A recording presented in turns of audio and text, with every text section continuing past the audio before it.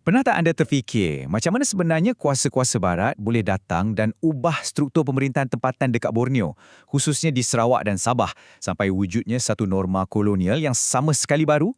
Benda ni bukan sekadar cerita penjajahan biasa tau.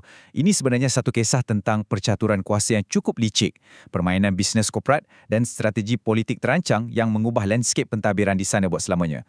Jom kita selami sama-sama.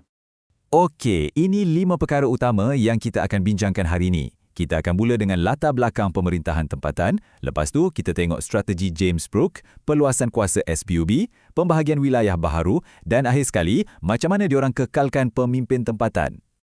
Kita masuk bahagian pertama, latar belakang pemerintahan tempatan. Anda kena bayangkan sebelum kuasa barat wujud kat sana, mereka dah ada sistem pemerintahan yang sangat tersusun. Secara asasnya, ada dua sistem utama. Pertama, sistem kesukuan. Sistem ni sangat menitik beratkan kepatuhan pada adat dan ia dipimpin oleh tokoh penting macam tuai rumah untuk orang Iban atau peran lepo bagi masyarakat Kenyah. Sistem yang kedua pula adalah sistem kedatuan dan ketua bebas. Yang ini lebih fokus kepada penguasaan wilayah di mana diorang ni selalunya ada kaitan rapat dengan kuasa besar masa tu macam Kesultanan Brunei di barat dan Kesultanan Sulu di sebelah timur. Cuba anda tengok betul-betul raut wajah tokoh dalam gambar ni. Ini adalah Ketua Kaum Murut, seorang pemimpin yang memang sangat dihormati dekat pedalaman Sabah. Visual ni nak beritahu kita satu benda penting. Komuniti peribumi waktu tu sebenarnya dah ada struktur kepimpinan mereka sendiri. Mereka merdeka, ada wibawa dan sama sekali tak terikat dengan apa-apa kawalan kuasa dari luar. Okey, sekarang kita pergi ke bahagian kedua. Strategi James Brooke di Sarawak. Menariknya pasal James Brooke ni kan, pada asalnya dia bukanlah datang sebagai wakil kerajaan British pun. Dia ni cuma seorang pengembara persendirian. Tapi bila dia nampak kekayaan Sarawak, ada sagu, antimoni, emas dan pada masa yang sama ada perpecahan politik dalaman kat situ, dia terus nampak ini sebagai peluang keemasan untuk dia masuk campur dan ambil kesempatan. Cara dia ambil alih kuasa memang cukup terancang dengan taktik 3 langkah. Mula-mula, dia guna pendekatan berlembut melalui rundingan. Kononnya nak tolong pengiran Raja Muda Hashim. Tapi bila keadaan tak berapa nak jalan, dia main kasar sikit. Dia guna ugutan dengan bawa armada tentera laut British untuk bagi tekanan. Bila pihak sana dah tertekan, barulah dimasuk langkah ketiga, perjanjian. Dia sign dokumen rasmi pada tahun 1841 dan 1842 untuk pastikan kedudukan dia sebagai Raja Putih Sarawak tu sah di sisi undang-undang. Licik kan? Seterusnya, bahagian ketiga, perluasan kuasa SBOB di Sabah. Kalau di Sarawak, ceritanya tentang pengembara persendirian. Di Sabah pula, ceritanya lebih kepada corak bisnes korporat. Tak ada perang pun. Ia cuma rantaian proses sewa dan pajakan. Tengok garis masa ni.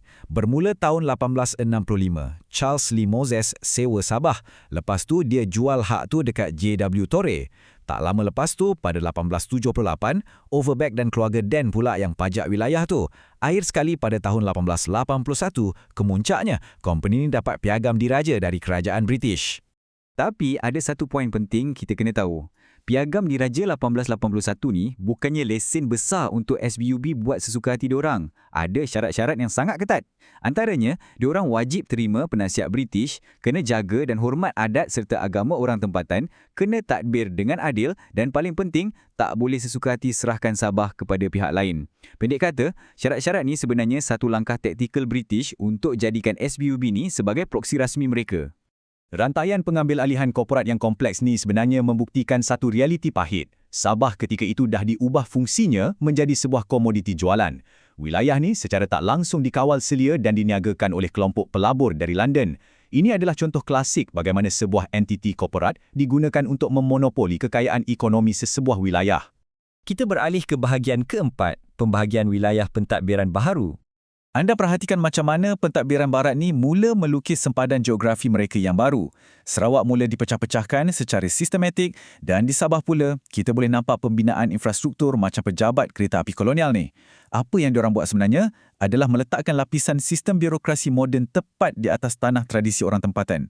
Tujuannya, semestinya untuk kuatkan cengkaman kuasa dan senangkan kerja mereka nak kaut hasil bumi. Dari situ, mereka wujudkan satu susunan hierarki baharu yang sangat kemas.